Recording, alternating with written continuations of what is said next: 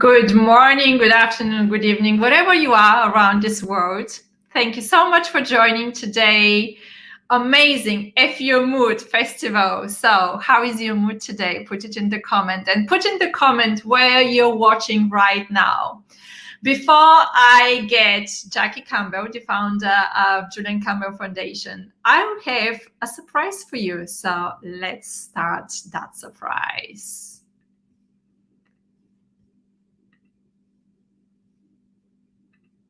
Good morning, good afternoon, good evening, whatever time you're watching this. My name is Ian Hollingsworth. Students call me Mr. H. Obviously, I did martial arts, but we're not going to do that today. So it's all right. I'm dressed like this because I've got classes later on. Julian Campbell Foundation. Jackie's asked me to do a short video for adults, maybe trying to encourage you to start exercising. But I think probably with the last 12 months, you've got some exercise done. You've started some kind of activity.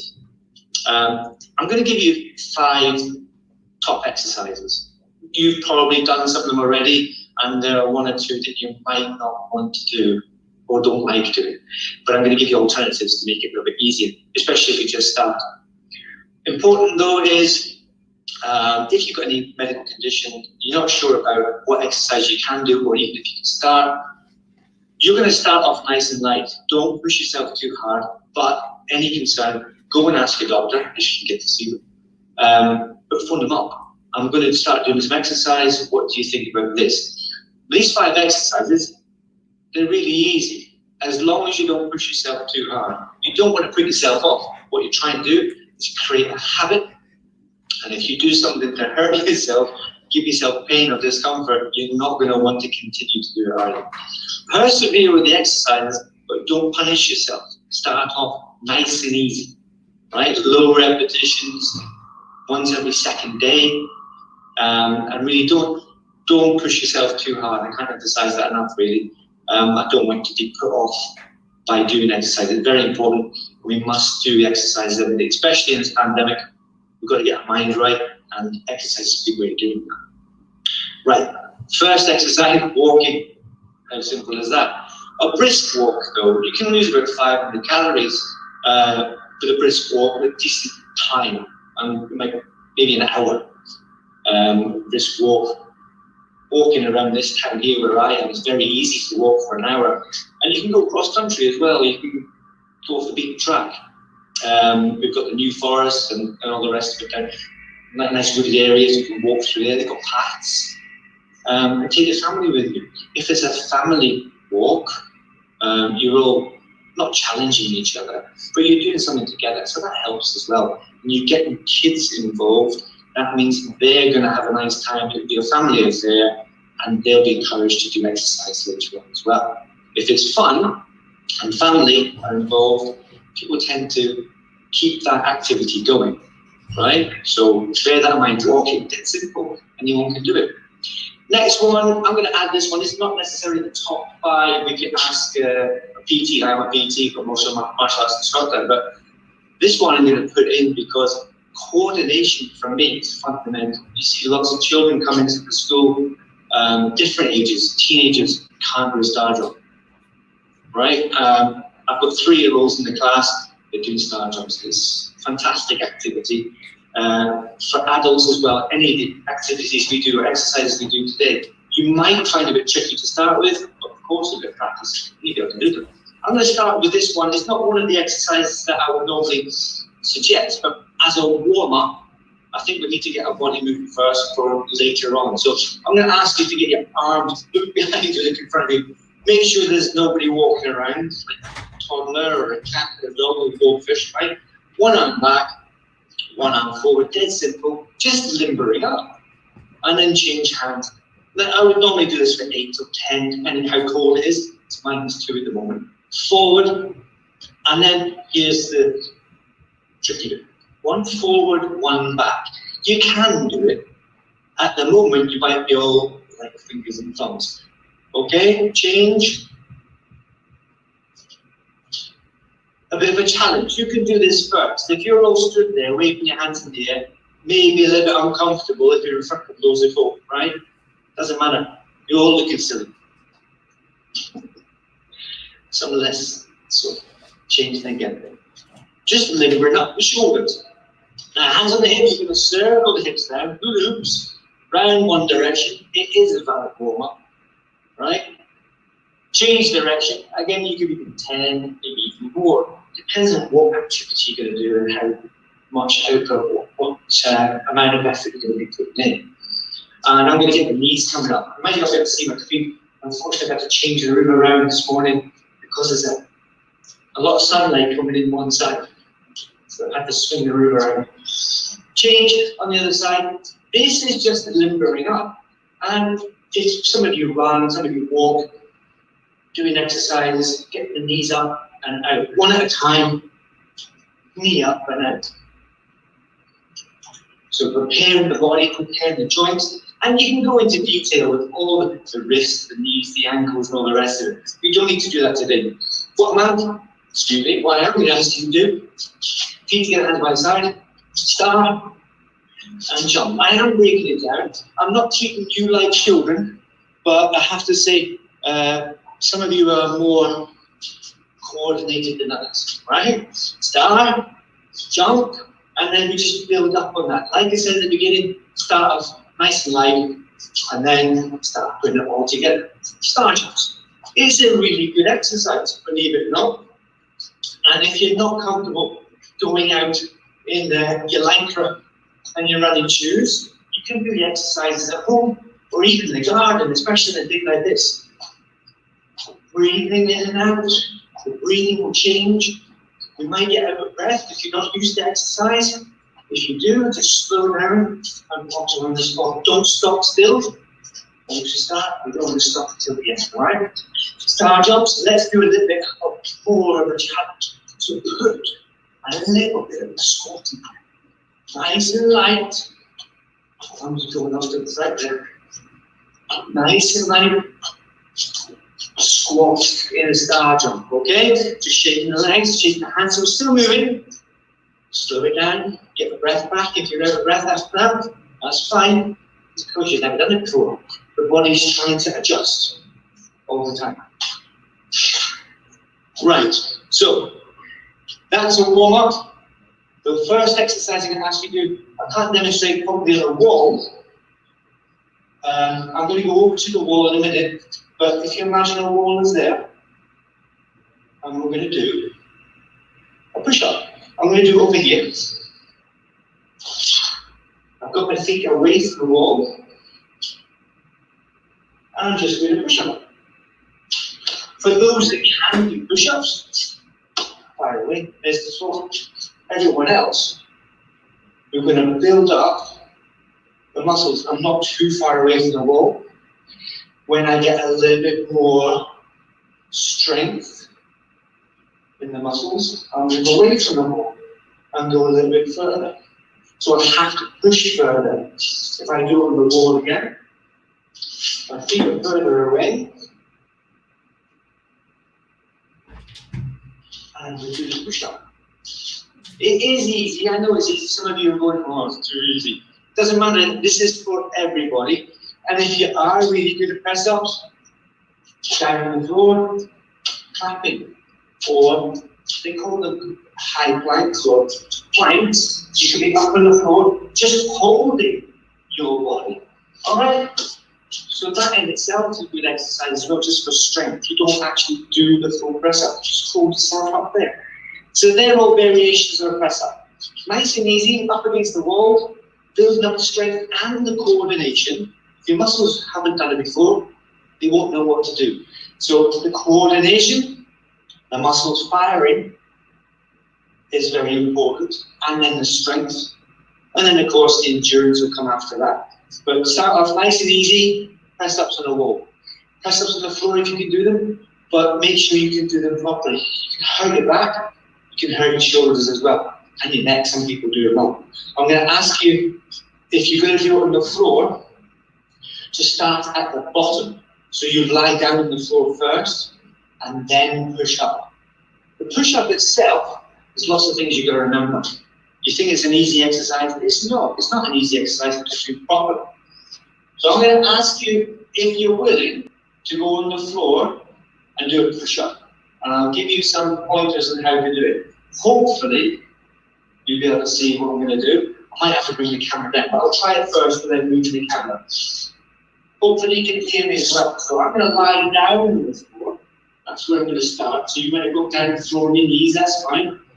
Hands on the floor, feet on the floor, nose at the floor, nose at the floor. Don't look up and don't look down. All right? Brace your hands, brace your feet, straighten your legs, breathe in, and clench your bum.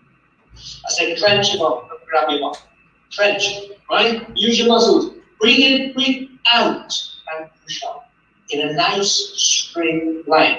Try to avoid this, the Mexican waves. Right? We don't want that. Nice and strong. Start at the bottom. Hands, feet, bum. Breathe in, breathe out. Push up. And stay there. Stay there. Don't move. In the top. Top press up. Hold it there. When you get to that position, the next bit is to come back down again. If you're not very strong at the moment, put one knee down. Then lower yourself down. Everybody else, you should still be there. Everybody else, breathe in and lower yourself down. Right? Lower. Now come. But it's going to be like that. This is what I mean. You're going to build up nice and slowly. I don't want you hurting yourself. I don't want you to hurt yourself by thumping yourself on the floor.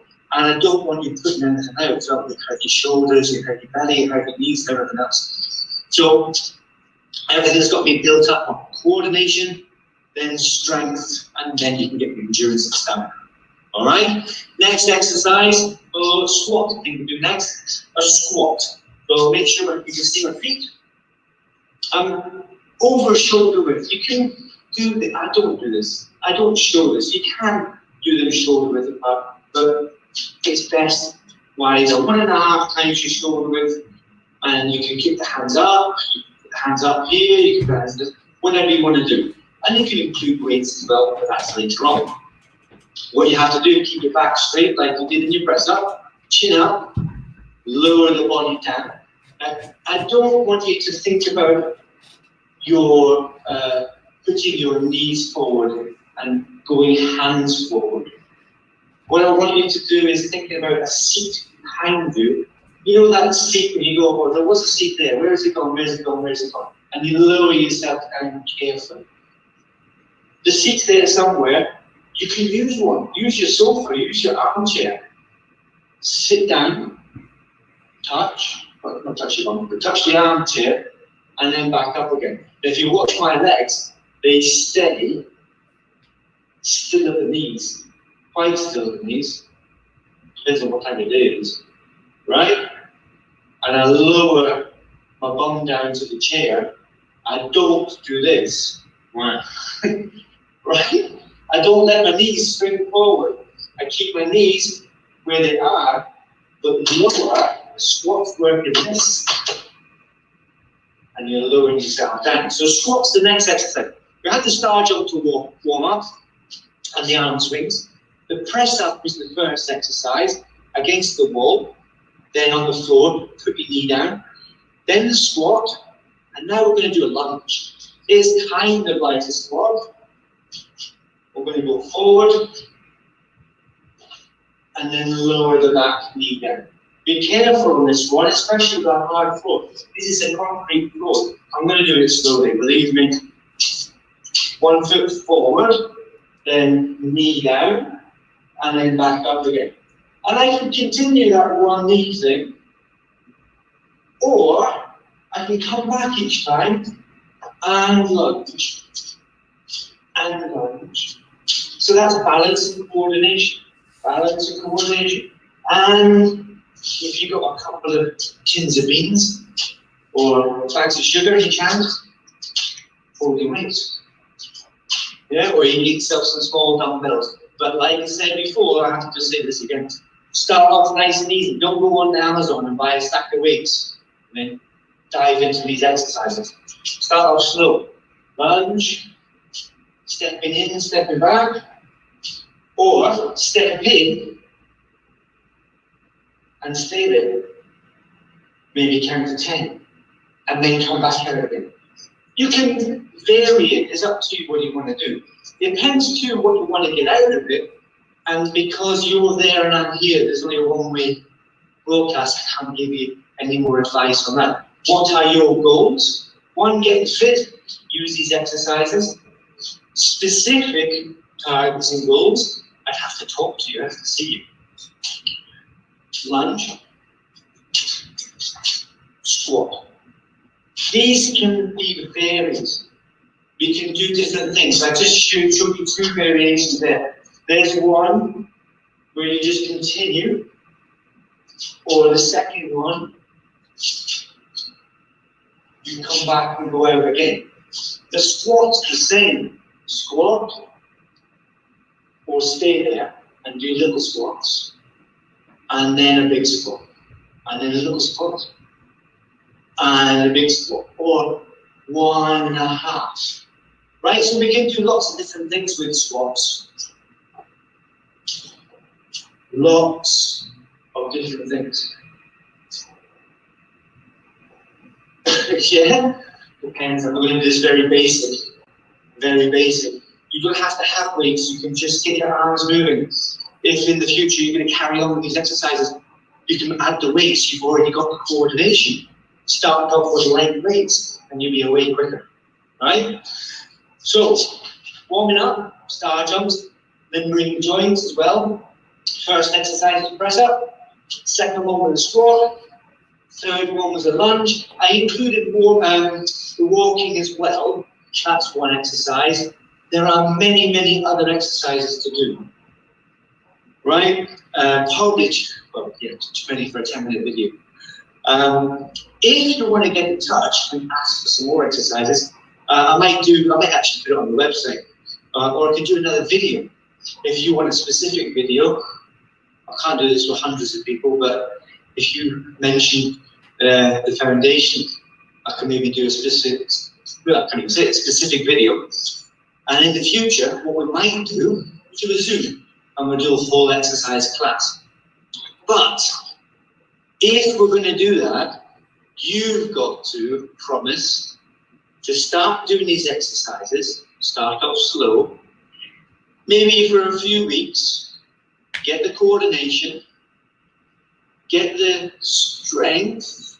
I think you'll be able to do that quite easy. If you do the coordination, you're getting the strength anyway. Do the exercises, get a little bit of stamina. You won't need a lot, but obviously if it's a 15, 20, 30-minute class, you'll need to be able to get through the 30 minutes, right? I can do classes that are really, really easy, and I can do classes that are not. It's up to you what you want to do, but please start off right now. If this is you just starting off exercises or you don't do much, please do it slowly. Please do it nice and light. Don't injure yourself. You should set yourself back. You put yourself off, worst case. Yeah, you won't do any more exercise, will you? I think that's all my exercises. I think it's all my time, unfortunately.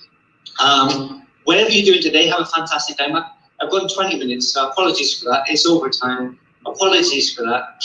Hopefully have a fantastic day. It's glorious sunshine here, even if it is -2. Have a fantastic weekend, and hopefully see you again soon. Thank you very much. Bye for now. A huge thank you to Ian Hollingsworth, and I do apologize that the banner is completely saying wrong name. However, let's say hi to Jackie Campbell. Hi, Jackie. Hello. Hello. How are you, dear? I'm good. I'm good. Mind you, I could always say that I'm Tony, if that helps.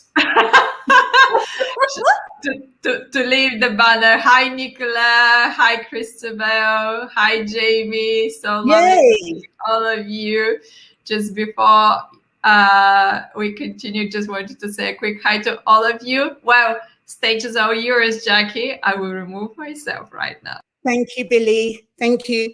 So perhaps you're a parent and you're at your wit's end. You've been through lockdown and you want to kind of like really do something, and you are, taking deep breaths and things like that. So today we're going to talk about how we can manage our mood. Yesterday we did a section for young people, and today's going to be for parents. So my name's Jackie. I'm Julian Campbell's sister. We started this organisation about 11 years ago now, after my brother's untimely death. But looking at the way that my parents suffered and I suffered, I decided that we don't want to see anybody suffering. So we set up Julian Campbell Foundation, and we support children and young people. We give them peace of mind, and also parents as well. So we support parents, we support children. And since COVID, we've grown massively. We're now international. We've got mentors and volunteers all over the world. So that's just a little bit about me. If you have any questions, please do. I'm now on the question and answer. You see it's scheduled, so please feel free to ask any questions at all, and we will answer them. So maybe you're a parent and you're a bit stressed out, and it's been really difficult for you this lockdown. Let's face it. When you're angry and when you're upset, where are you to go? You can't go out. Maybe we're limited to half an hour or an hour a day. But today I'm going to share our mood map, and it's a mood map that we use with young people in the organisation with all of our projects. So let's just say a little bit about mood and what mood is. So mood is a mixture of two things. It's a mixture of how much or how little energy we've got. So you can see a big massive square, the red and the yellow, that's high energy. And the blue and the green squares, that's low energy. So mood is a mixture of how much energy you've got and how you're feeling. You feeling really, really positive? Are you buzzing, or are you feeling rubbish? And it's those two things, the amount of energy you've got and how negative or positive you're feeling, that gives you the mood in that moment. So yesterday we talked, a little bit about this, and we're just going to go a bit further, really, just to explain what's going on when you're feeling certain things. So we have these two systems that are kind of like fighting against each other. We've got the parasympathetic nervous system and the sympathetic nervous system. And the parasympathetic nervous system, we're talking about the yellow and the green side. So we really want to be there. That's our kind of like base. That's our strong area to be. And the sympathetic nervous system is we find ourselves in the red or in the blue. So the trick is that none of these sections are bad, but it's a really good idea just to be in the red and the blue for a small amount of time, and then live in the red, in the green and the yellow part for most of the time. Why is that? Let's say, for example, something's happened. Your child's done something, they've upset you, and you really want to start screaming and shouting. So would you agree that when you feel like that, you'd be pretty high energy? So look at the red side, and you'd be low mood because you'd be pretty cheesed off.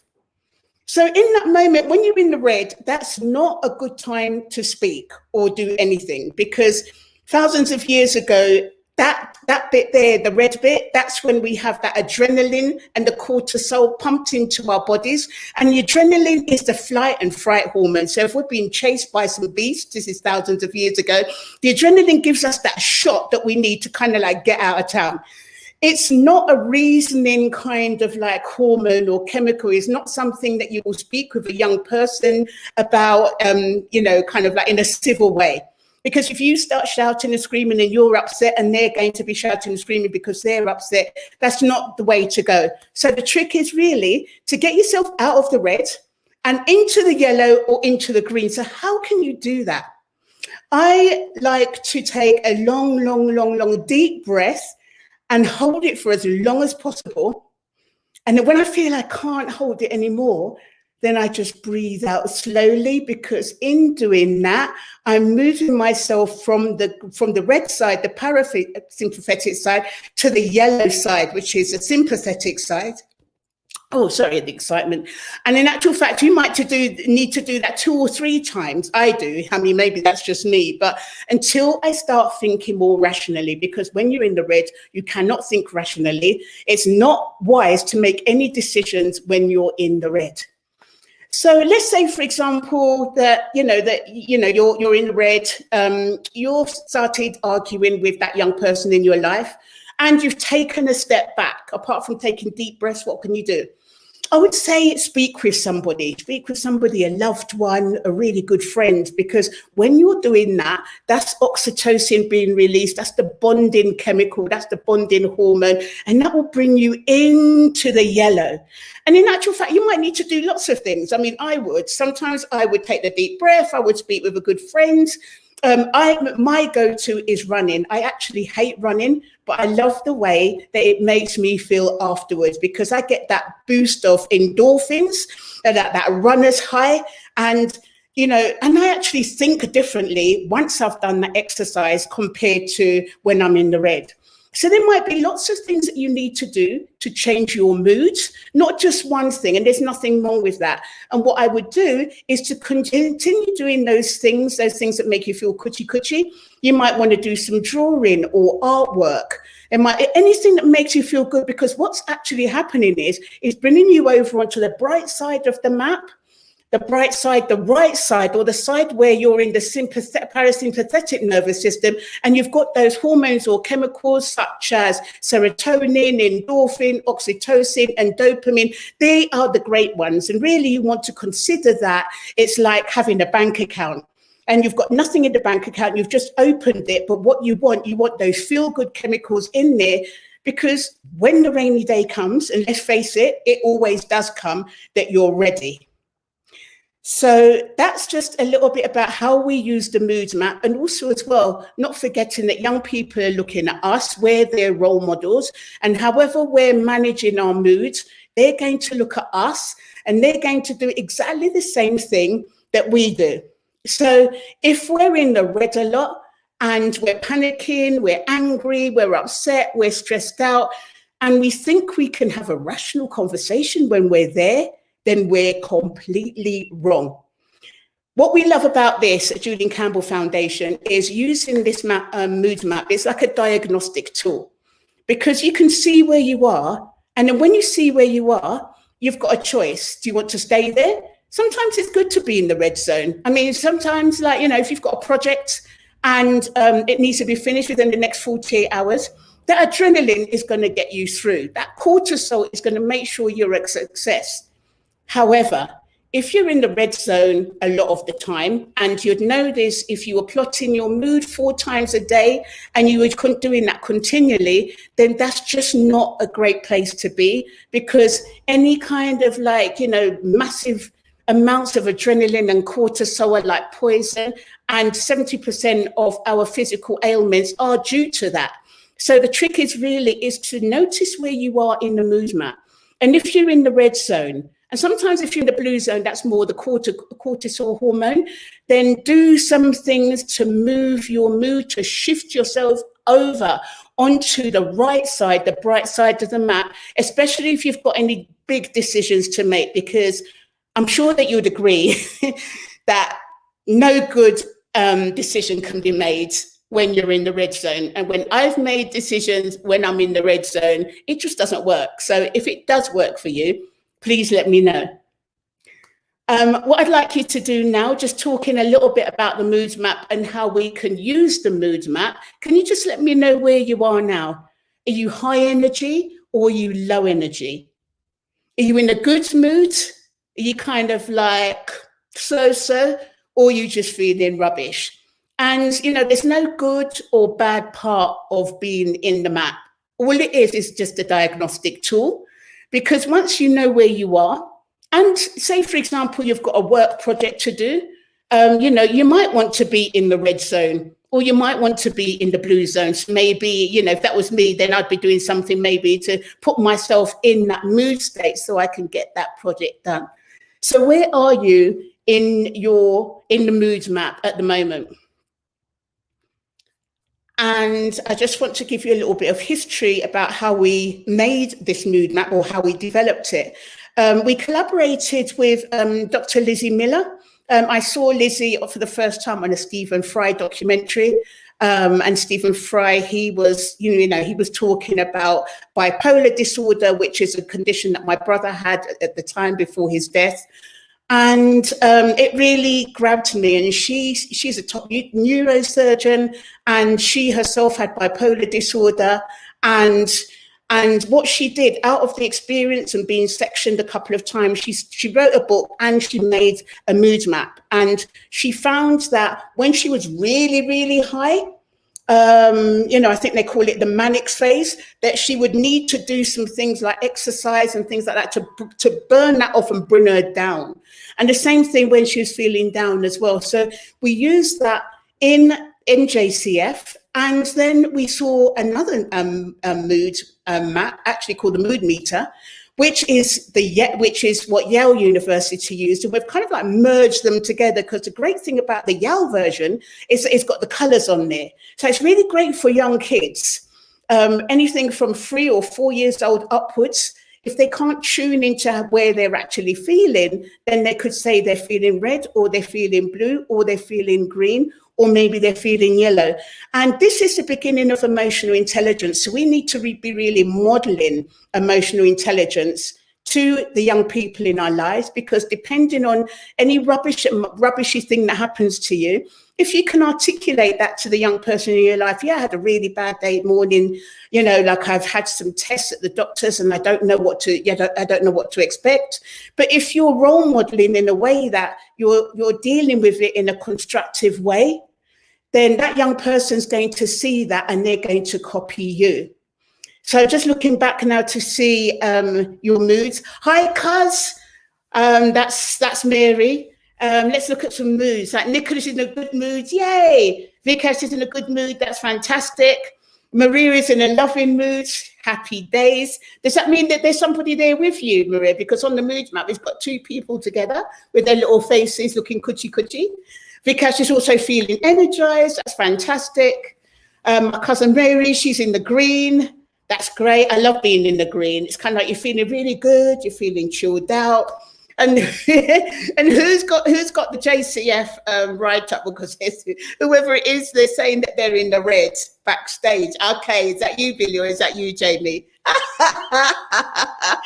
So we've got some amazing people in the backstage, kind of like coordinating all of this. So they're in the red because they're having to organize all of these live events, and they're doing such a good job. Even though they might not be thinking that, but we know that they are. My cousin Mary, I'm chilled out today and preparing myself for work tomorrow. Yeah, because you just had the Easter holidays, haven't you? So. Billy, I don't know, or Jamie, if you can tell me how much time I've got left. So basically, if you're a parent, that means that your young people will be starting back to school tomorrow.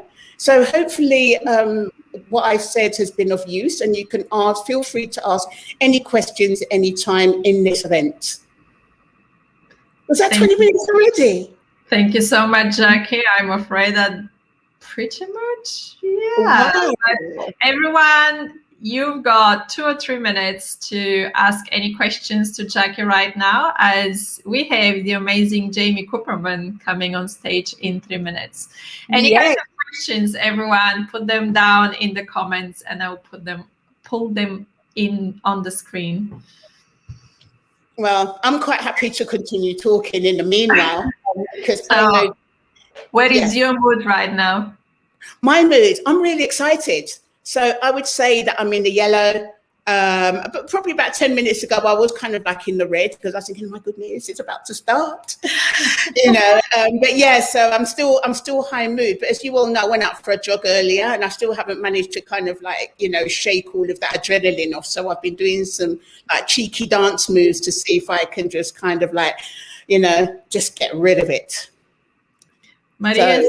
Mary said, love your haircut, and I'm not quite sure if that's for me or for you, Jackie. It must be for you.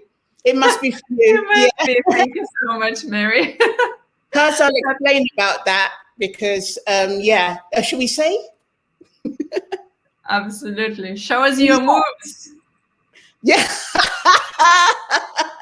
I'd have to put some music on for that, otherwise it wouldn't make any sense. And mind you, even if I did put the music on, it probably still wouldn't make any sense. But because Billy cut her hair to raise money for Julian Campbell Foundation, and she did it all online. Can you believe that? So she got her long hair, and it was like to her waist and lower than her waist. And she put it in little bunches and elastic bands, and she cut it. And then she got this shaver. Yeah.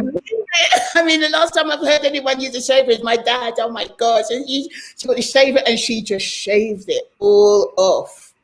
And I think I was more traumatized. I think you were a lot more stressed watching me shaving my hair for JCF than you shaving my hair for JCF.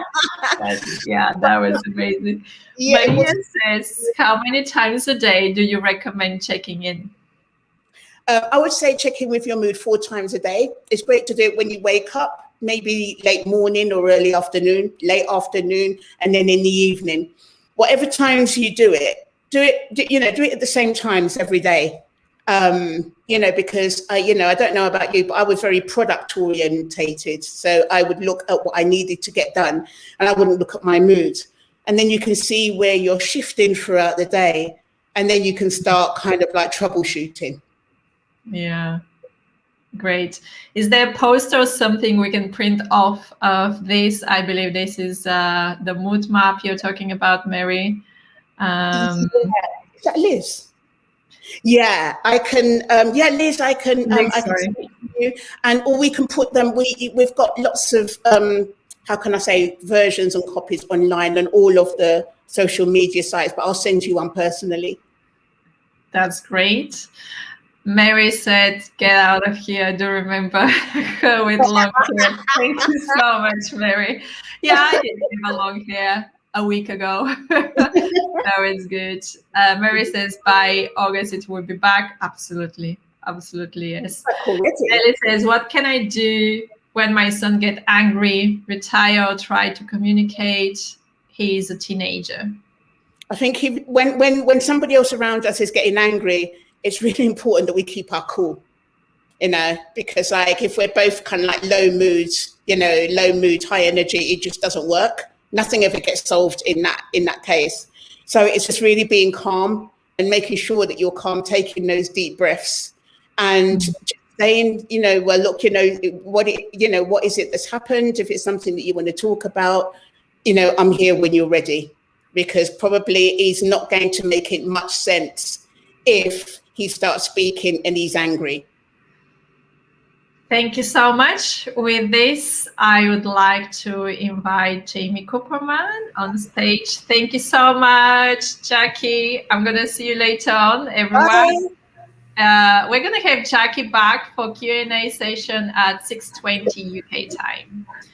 See you later, Jackie. Jamie. Bye. Jamie, the stage is all yours, my dear. Thank you so much. Hi, everyone. My name's Jamie Cooperman, and I'm definitely in the red right now. I'm not a professional speaker, and I have a lot of notes that I'm using today because I thought a lot about what I wanted to say, drawing on my past experience as a parent, and I just want to make sure that I stay on track and hit some of the important experiences and strategies and light bulb moments that I'm hoping may help some of the parents out there. So again, as I said, my name is Jamie Cooperman. I'm a JCF mood mentor. I've also had the privilege of working on the social media team. And now I'm also helping run the JCF parent support group. So before I really get started, I wanted to mention right now there's 2 really easy ways for us to support you as parents through the foundation. One is by joining our virtual parent support group, which we do as like a Zoom meeting every other Monday right now. It's, I believe it's 5 p.m. now, UK time. And the other way that we can support you is through our Facebook group, which is, it's, if you put in, I believe it's the Julian Campbell Foundation. Oh, there it is on the screen. Cool. Parent support group. Oh, no, that's not it. I'm sorry. The parent/carer support group is another way that, you can communicate with other parents. So one other thing that I'm doing is putting parent tips on our YouTube channel to kind of like use humor and, again, experience to, you know, make you realize you're not going through this alone, and hopefully just impart some wisdom. And again, that's not necessarily on a regular basis, but on our Julian Campbell Foundation YouTube channel. So I want to tell you all a little bit about myself and my family so you can kind of understand our dynamic, and then I'll tell you more. But I live with my husband. We've been married for 29 years, and we live in the Washington, D.C. area. We have 2 grown children. My son is 24 and my daughter is 22. And they both live, you know, outside the home independently. And they both have great jobs and are thriving. And so I'm happy to report that. When I was younger, my dream was really to become a mother and to have like a part-time career and something that would blossom, you know, and grow as, you know, my children got older. So for the past 15 years, I've been an event planner. And then the pandemic hit and events stopped. And I decided, well, this is a good opportunity to pivot. And I reached out to several organizations, and one of them was the Julian Campbell Foundation. So they responded very quickly to me, and I was able to get on board and train and become a mood mentor. And like I said, slowly become more and more involved. So the experience I want to tell you about without using all my time is what we have experienced as a family and as a parent with regards to school refusal, which my daughter had for basically her entire school career, even in college. It took many years to figure out what was happening. And we saw signs early on when she was 2 years old, but we didn't really have a real diagnosis or understanding until really she hit middle school, which when we go from elementary school to middle school here, you have a homeroom, but then you have many, like 6 teachers, and you go from one classroom to another. And for her and her issues, she couldn't function. And she started to break down. And that's when we really started the process. We knew she had anxiety all these years, but that's when we really started the process to figure out, okay, something more is going on here.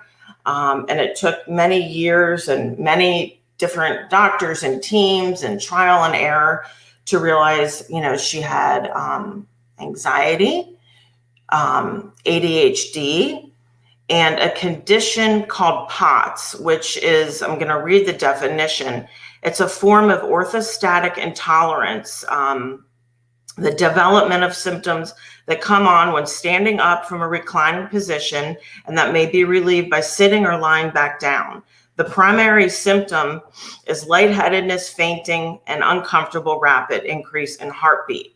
So if you've ever had anxiety, you know that sounds a lot like the feeling of a panic attack. And so with her dealing with all these things at once, being in a school setting, sitting at a desk, feeling like you can't leave the classroom, feeling like you're dizzy, and all those things just made it pretty impossible for her to go to school, is the bottom line. And so it was many, many years of, sorry.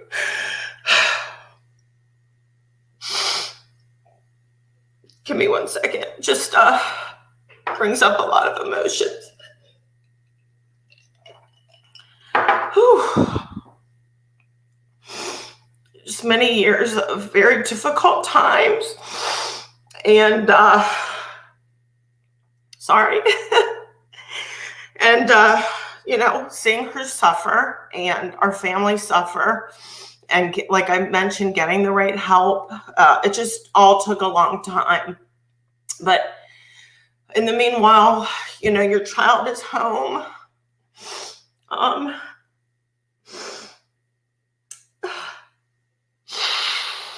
Oh, I'll pull it together. Give me a minute. I'm so sorry. I'm very emotional. Anyway, long story short, very difficult to have your child home, not going to school, being depressed, and everything that comes along with it. So, anyway, wondering if some of you parents can feel my pain right now, because when you love your child so much, all you want to do is help them and fix them. But I can say in hindsight, it takes patience and time, and you'll get there, because we got there. And I guess that's what I'm trying to tell all of you. In your darkest hours, know that, it's going to pass, and things are going to get better. So anyway, really wanted to kind of talk about how I survived school refusal, and some of the really, really important things that I learned throughout this journey. If I can impart to some of the parents some of these things, and I hope it helps. But one of the biggest things I learned was to get on the same page as my spouse. That was really challenging, because although we've always sort of been on the same page with what was going on with my daughter, we were asked by her therapist to get involved with a parenting class. It was probably like 6 weeks long, where we went in and we met, just the two of us, with a therapist, so she could teach us like how to parent our daughter, because she needed different, we needed different tools to work with her. And one of the very first things she said to us was, you have to be on the same page. You have to be a united front. And so it was one of those things where she said, if she asks you, hey, can I have a sleepover this weekend? I would always have to say, well, let me check with your father. And when she asked my husband something, he would always have to say, let me check with your mother. So it was never giving an answer right away. She had to know that whatever she was asking for, we had to consult with each other. I mean, it was pretty hard in the beginning, because I was like, I'm a woman, hear me roar. I can make my own decisions. I don't have to check with my husband. But once we started doing it, it became natural. It was super, super powerful, and was really able to like change the dynamic in our family and help eliminate some of the negative behaviors that had developed. So whether you have a spouse or a significant other, or you are going this alone and have someone else that you can just lean on, whether it's a friend, having a united front is key. One of the main keys I wanted to mention. The other thing that we did, we were fortunate enough, to find really great help, and we were able to get into a parent support group.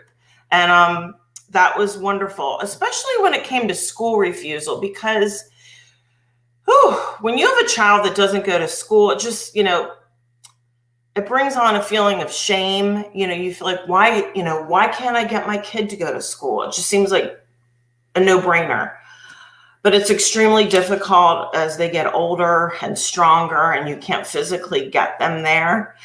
So, unfortunately, it does. You feel a little bit ashamed, and you feel like, you're the only one going through this. But to then get into a community where there's other people going through this exact situation, they're in a different place. It could be the beginning, middle, and end, but just to feel that support and that you're not alone, and to hear, what's worked for some people, what hasn't worked. It's just super, super powerful and supportive, and I can't recommend that enough. And I would just really invite all of you, wherever you are in the world, wherever you are, whatever you're dealing with your children, come to our support group. It's just such a safe space, and as long as you have an internet connection, you're welcome.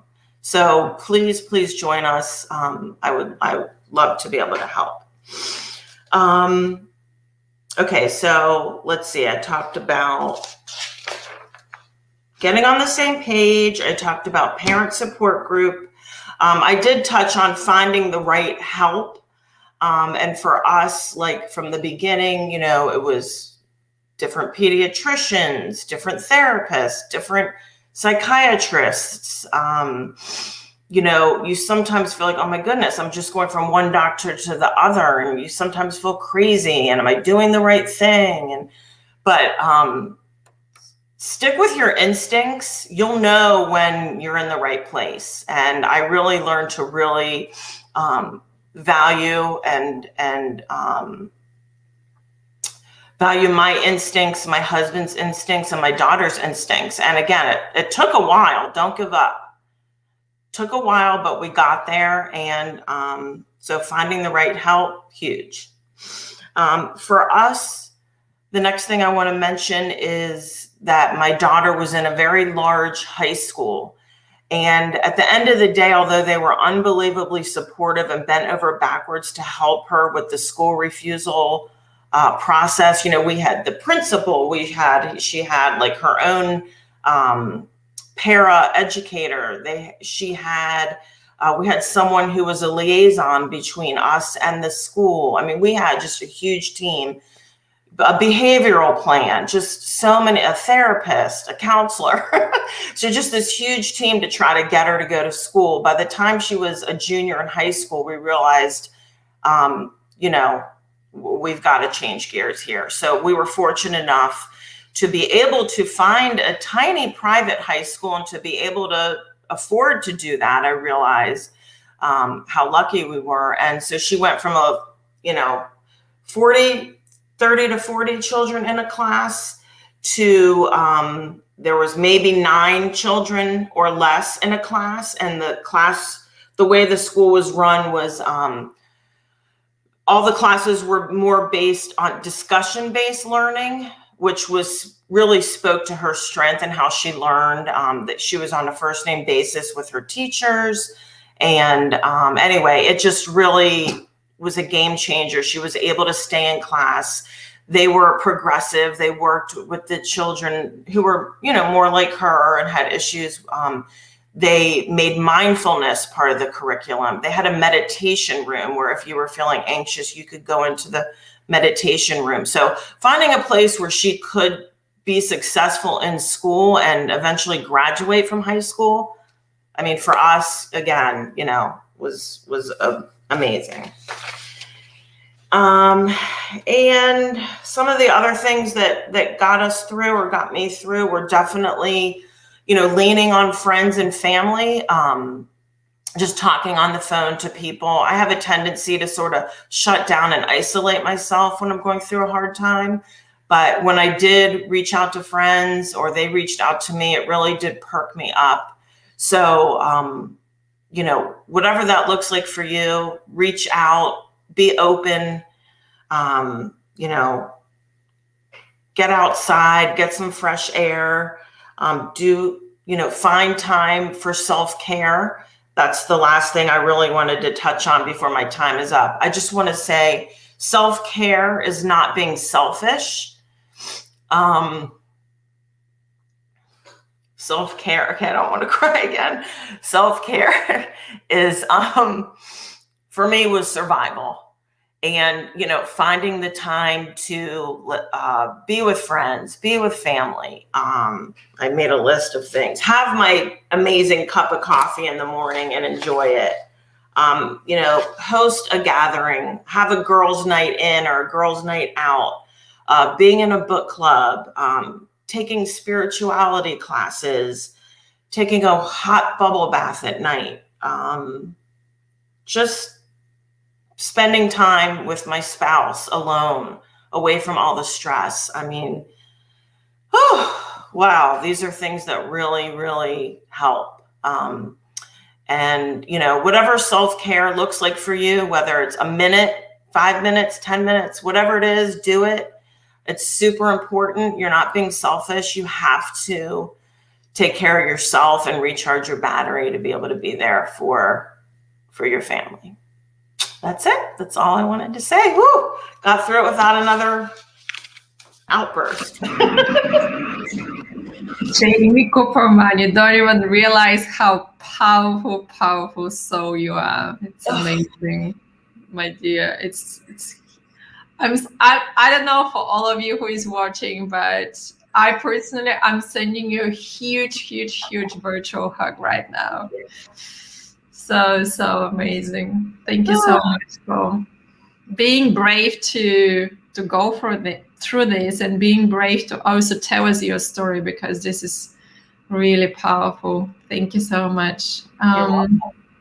Every one of you, if you have any kind of questions, please put them in the comments. I will right now, because we are stepping into the next session. Thank you so much, Jamie. Keep an eye on the comments so you can answer if there are any kind of questions, please. And I will right now. Thank you, Jamie, again. Huge to you and a kiss. I would like to invite right now for all of you, Kelly Rose. Kelly, can you hear me? I can. I was a little bit worried there. I thought, I can't hear you. Yeah. That's amazing. I was having a few sound issues. Yeah, that's fantastic. Yeah. Am I live now? Absolutely. For all of you, we invited today to our Fuel Your Mood Festival. We invited Kelly Rose to speak about nutrition, because we truly believe that mental health and nutrition goes together. So stage is all yours. Just before that, guys, give me a second to do a little bit of housework. You have a few slides to share with us.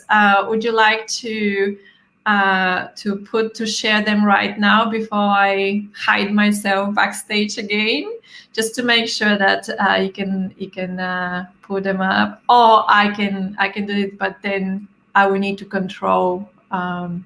It will be more difficult for you.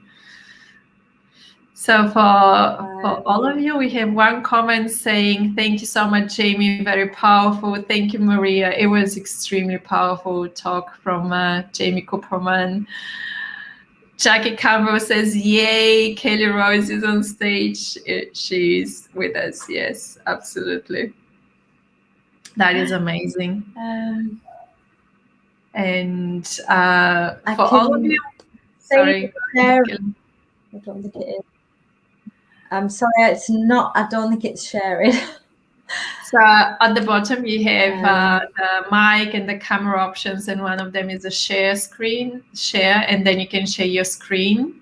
But when you click to share your screen, you need to highlight first to click on the screen, and then the share button is going to be active. As you're watching us, guys, tell me how you feel right now. You've been listening to Jamie's story, and before we listen to nutrition, tell me how you feel. You know the different mood maps. It's a yellow, red, green, and blue. Tell me which area you are right now, which color. Kelly, did you manage to click on share? No, it's going right to share, but when I actually click on the PowerPoint and share, it's just there's nothing. So I mean, I can start, and if you want to show a couple of the slides, it's just to get the story across and a little bit about the sort of gut microbiome and things like that. So I don't know whether you can share those. Yeah, give me a second. I'm happy I will put the presentation right now. Just give me a second.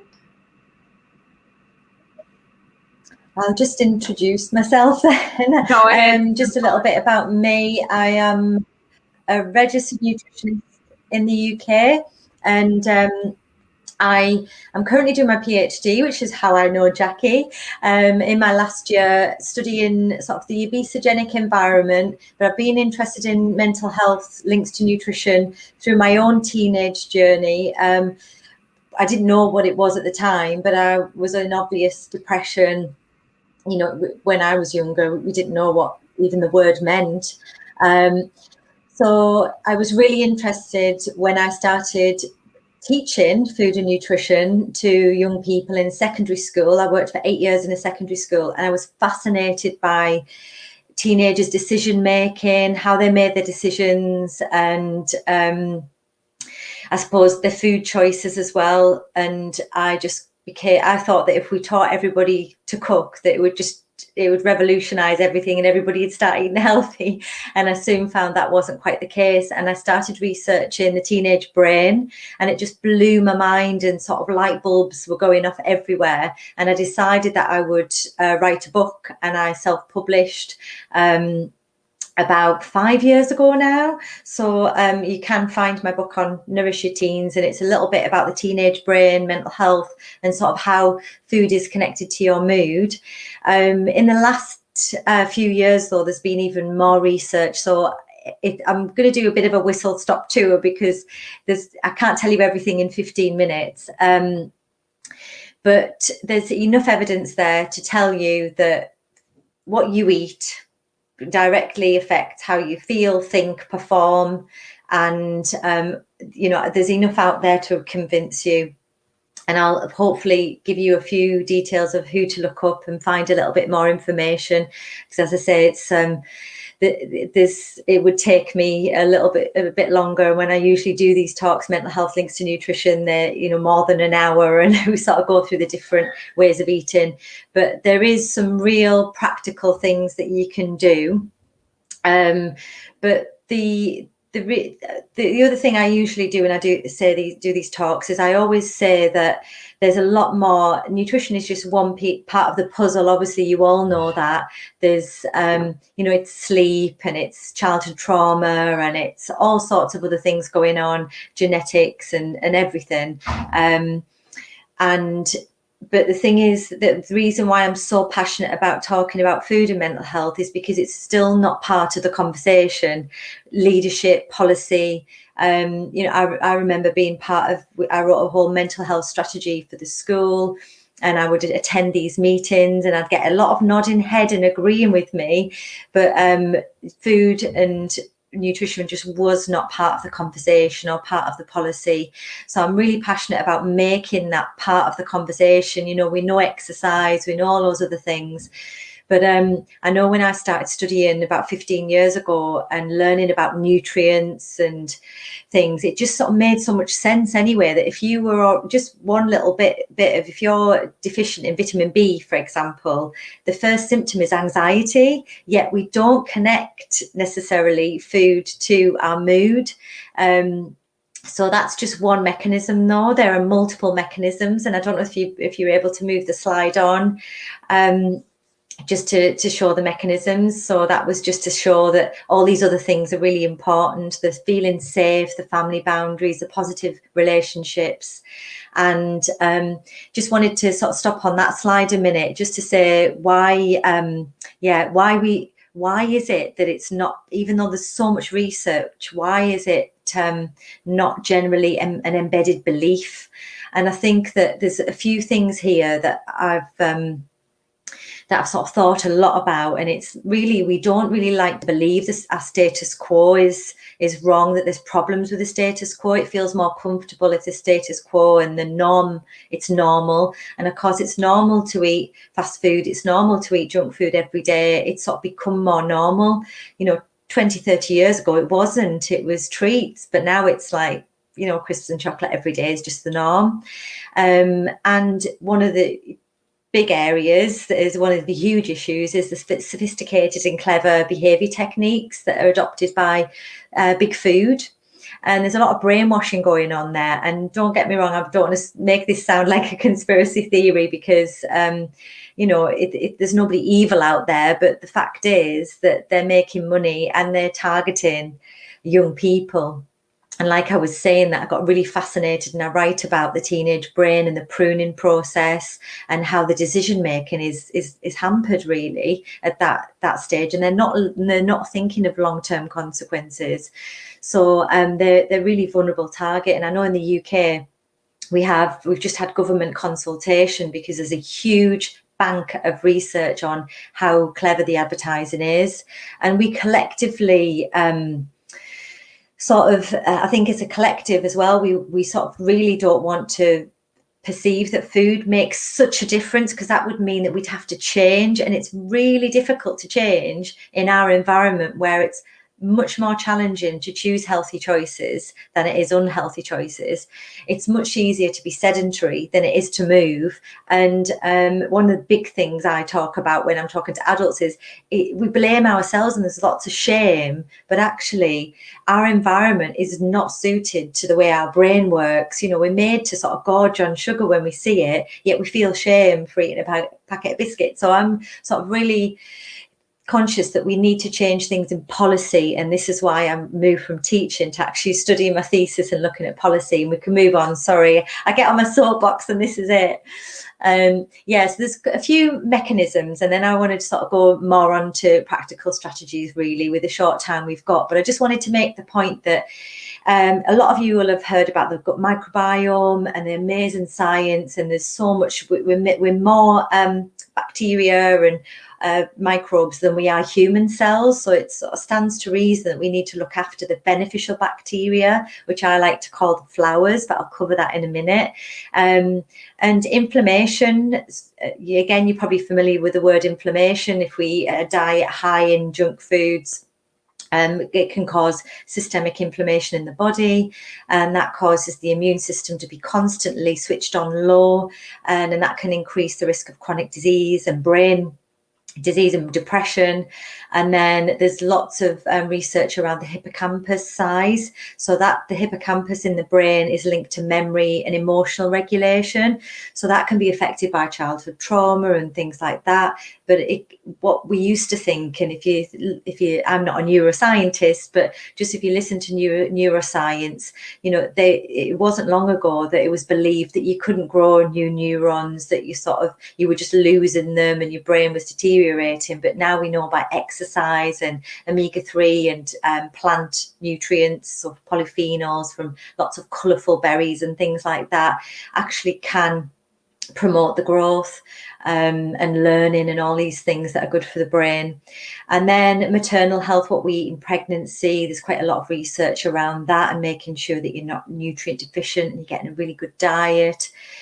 Genetics, obviously there's a link there, but one thing that's not discussed enough, I think, is actually that we can switch on and off those genes that maybe are not working for us, and our lifestyle and eating really well and fueling our body, nourishing to thrive is what I like to call it. So all these things are coming together.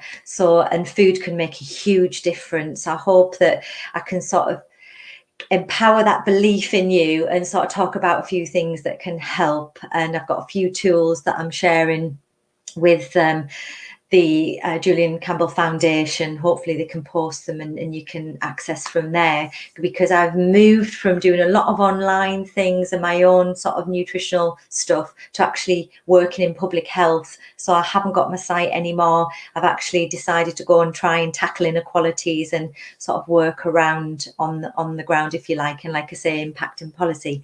Could you move on, please? Thank you. And again, just to tell you a little bit, mentalhealth.org.uk. So the more diverse scientists, there's still a long way to go in understanding what the optimal gut microbiome should be, you know, which type of bacteria and what should it look like. But there is lots of clues already, and the more diverse, the more different bacteria we've got in our gut microbiome, the more healthy. And if you think about things like fermented foods and different colours in the diet, they're all good things. So I just wanted to signpost the Food and Mood Centre.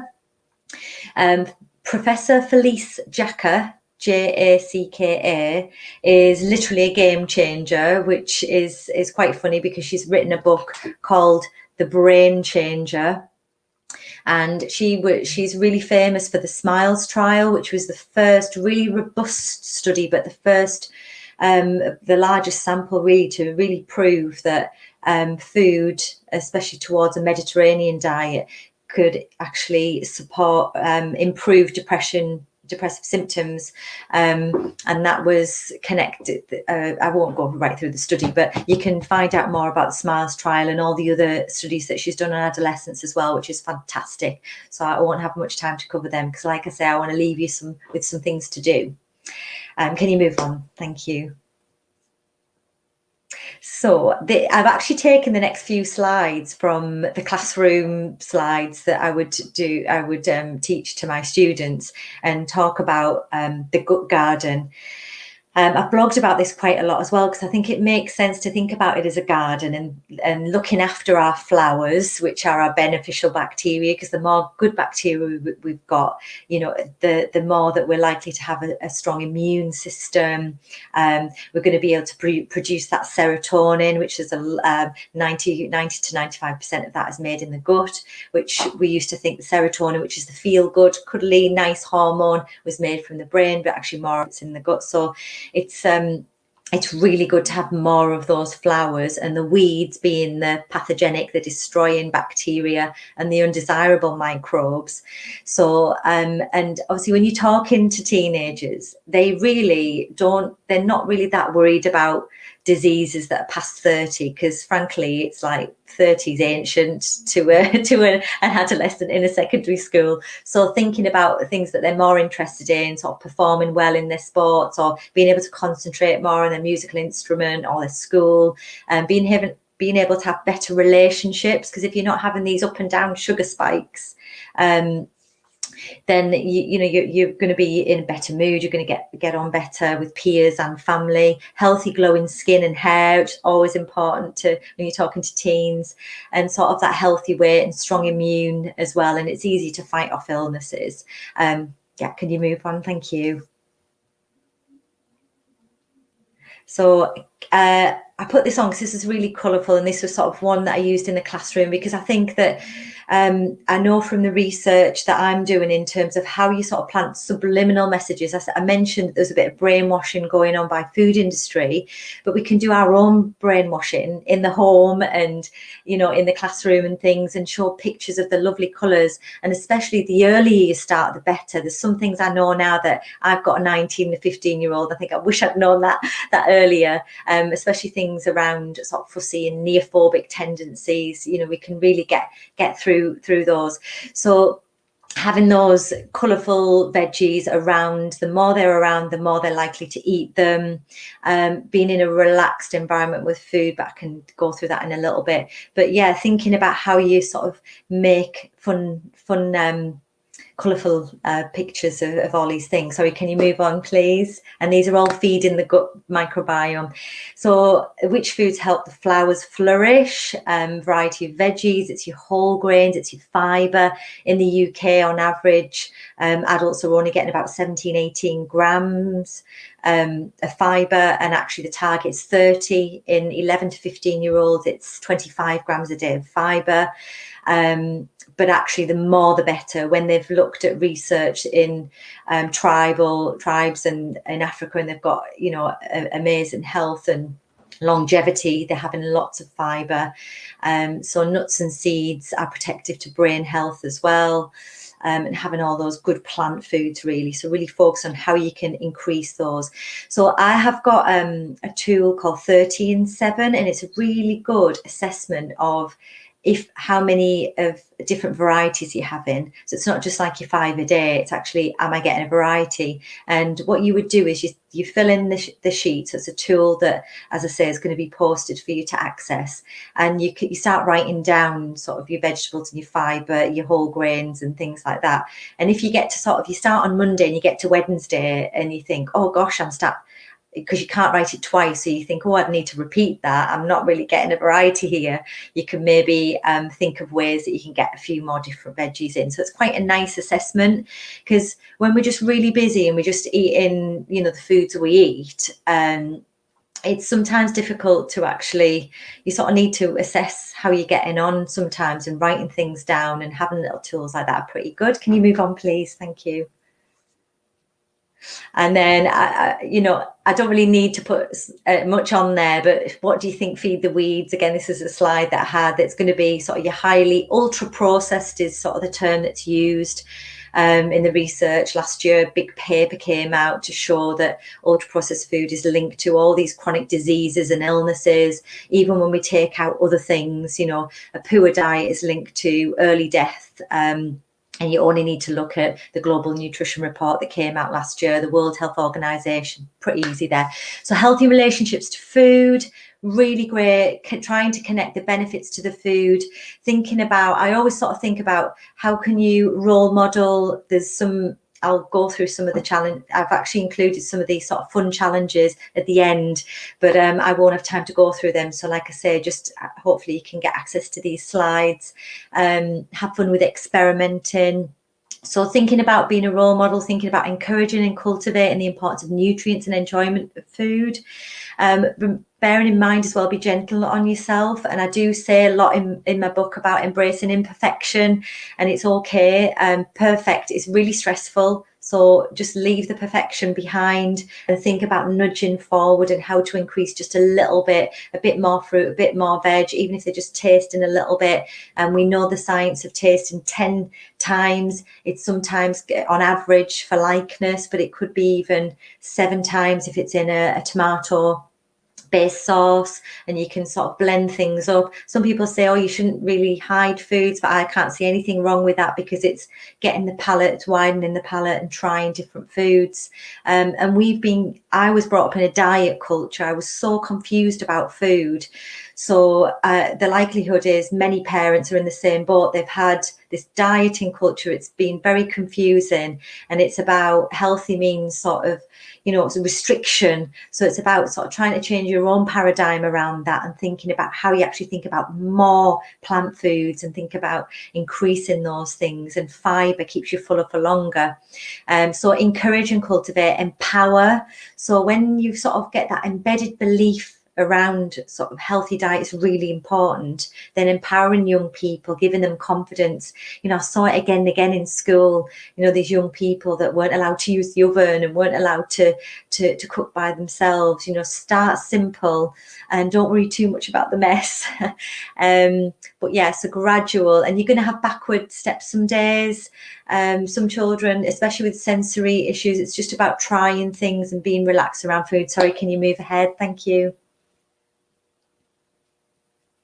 And again, yeah, just nourish to thrive. Just think that nourish to thrive. Yeah, we know that they're not getting enough fruit and vegetables every day. If you could sort of move ahead, and that's pretty much most countries. There's lots of research that's coming out of sort of Korea and Japan, links with higher risk of suicide, higher anxiety, higher depression. And it, like I said before, if you think about being low in vitamin B, vitamin D, not even accounting for gut health, there is huge evidence to show that this is the case, and you're not getting those fruit and vegetables. We know that more fruit and veg in the diet's linked to reduced chronic diseases, reduced depression and things like that. So it's very, very important that we really think about that in terms of the conversation with mental health, getting active, getting a real good sleep routine, and everything.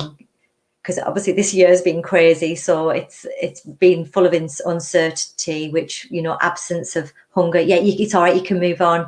The absence of hunger is a really big piece in COVID. Lots of people are snacking more. The feeling of uncertainty, that anxiety anyway. When food is your only crutch, which I haven't included on here, but one of the big things is really thinking about what you can do in terms of rewarding that are not food rewards. So when I'm thinking about school, I'm always trying to do that rationale that we're not thinking about giving food as rewards. We're doing other things that are rewarding to young people, because then we're just building that relationship with food. So yeah, we can move on, because that's sort of things that I've already covered, the fiber and the micronutrients. So it's really thinking about how much value do you place on nutrition. thinking about any cognitive dissonance that's there, sort of how you're thinking about it and talking about it, but what is happening in your home, how is it actually, treats on a weekend, Monday to Fridays, 80-20 rule, all of that. Are you eating really well? And one of the good things to do is sort of have 4 or 5 sort of go-to meals. And it might be that you just start off with one really sort of big dal and with loads of veggies in, and you start just one recipe at a time changing. Or you might only want to start with breakfast and you're doing your overnight oats and your smoothies and things like that. Next one, please. I think I'm nearly there. I've just got a few tips on the summary. So I think that's next. If you can move on from there, it's just a sort of thinking about a balanced mood and the basic nutrition. So in summary, variety is key. So eating the rainbow, you'll have all heard it before, but it's so important for your gut microbiome, for a really positive emotional state, mental health. I've said about the 30 and 7 tool. Think about that. And it's not just getting your 5 to 10. I mean, it's a minimum 5 in the UK. Some countries it's 8. It really should be more closer to the 10 if you're really thinking about, preventing certain types of cancers and heart disease and all these things that are really big killers, thinking about longevity and having a long, healthy, happy life. 2 of the things that I like to use quite a lot in my programs has been GBB every day. So aim to include greens. Greens are not always popular with young people. Usually broccoli's not so bad, which broccoli's amazing, so that's good. But things like making pesto, putting some watercress in there, your basil, things like that. Looking at, I have had cases where literally with a smoothie, I've said put 1 spinach leaf in, and I promise you can't taste it. So even if you've got to just start there, then that's fine. Beans. I've kept it as beans, but it actually includes your lentils, your chickpeas, your nuts, your seeds, thinking about how you include some of those in a day. B for your berries, all those colours, those polyphenols, really important for all your different micronutrients that serve in all these functions around your body. So if you think GBB, you're not going far wrong every day. If you include a serving of each of those things, at least you're doing well. PFF.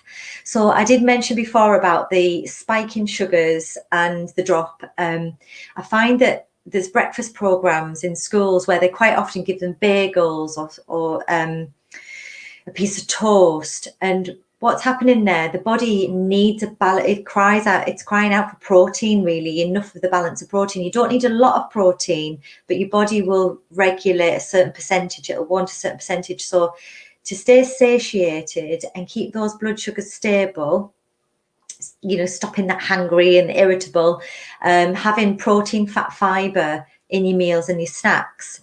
So think about your snacks, think about examples being like hummus type dish, because that's your chickpeas, your protein, you've got your fiber in there, and dipping in some veggie sticks, or something like rice cakes or oat cakes, or peanut butter on your rice cake, or your oat cakes on any other nut butters.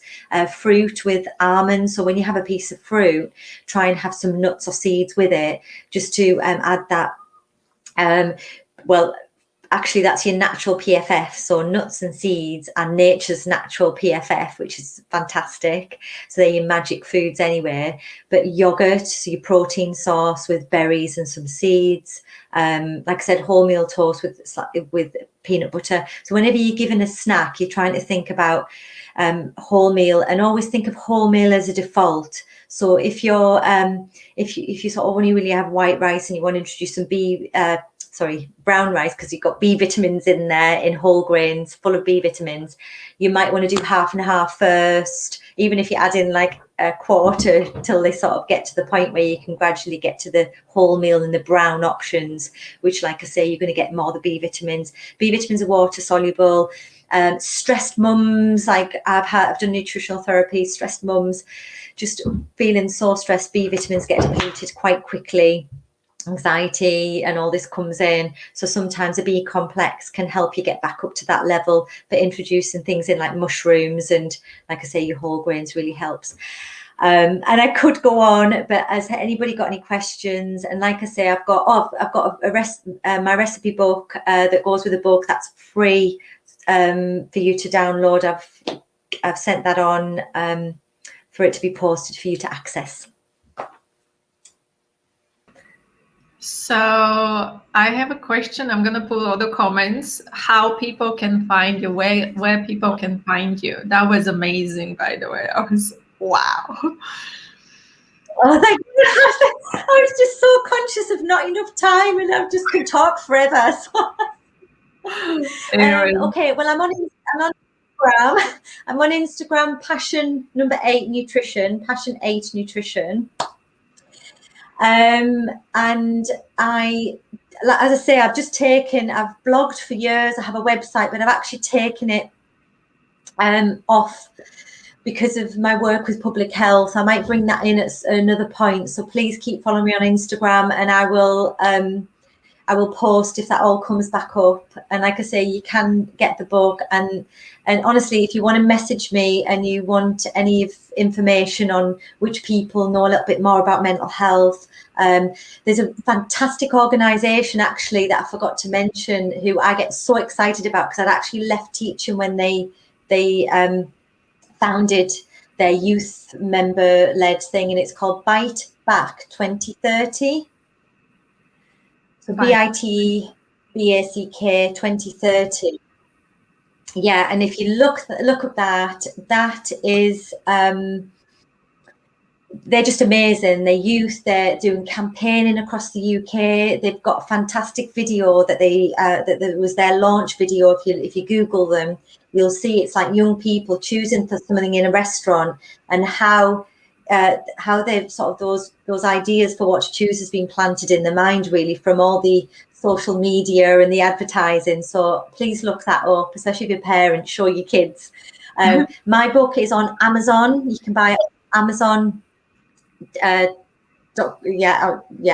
you can find it, and just look up Kelly Rose and you should find it. Okay. Somebody's asking me, would you talk in school on nutrition? I've said yes to this. I would love to do it. Contact me and I'll see what I can do. I've been asked to do so much, but since I've started this new role, I'm not allowed to do things, but I'm sort of thinking I maybe will. So Mary, just DM me and I'll see what I can do. That's great. I love kids as well, so I love teenagers. I miss them so much. Huge thank you for coming today. That was absolutely amazing. Just one question: what is behind pizza number challenge? I was like, that was bugging me all the time. I was like, I wonder what is behind that. Literally, last question: what is that pizza number challenge? There was on one of the slides was saying blindfold. Oh, sorry, you're breaking up. Oh, sorry. Anyway, it's okay. Don't worry. You're breaking up. I can't hear what you're saying. It's okay. Is it pizza challenge to be mentioned? Yeah, the pizza number. Sorry. It's okay, pizza. I'll quickly tell you the pizza challenge. So, pizza base. I've had like different groups of kids have a competition, but even just with one child, you put a little number on different ingredients. So you can use, like, we've had silly things like jelly and some Pringles, like some crazy things, but also strawberries, spinach, olives, all sorts of different things. And then basically the young person pulls a number out, and they've got to put that ingredient on the pizza. And the challenge is, it could have, your strawberries, your jelly and your spinach and everything all on top of this pizza. And then they've got to cook it and basically eat a piece of the pizza. And it's just fun, and it gets them to taste things that they might not usually taste. That is absolute fun. Huge thank you so much, Kelly, for coming to us and teaching us. There was a question, is that recorded? Thank you, everybody. Thank you so much. So for all of you, you asked if this was recorded.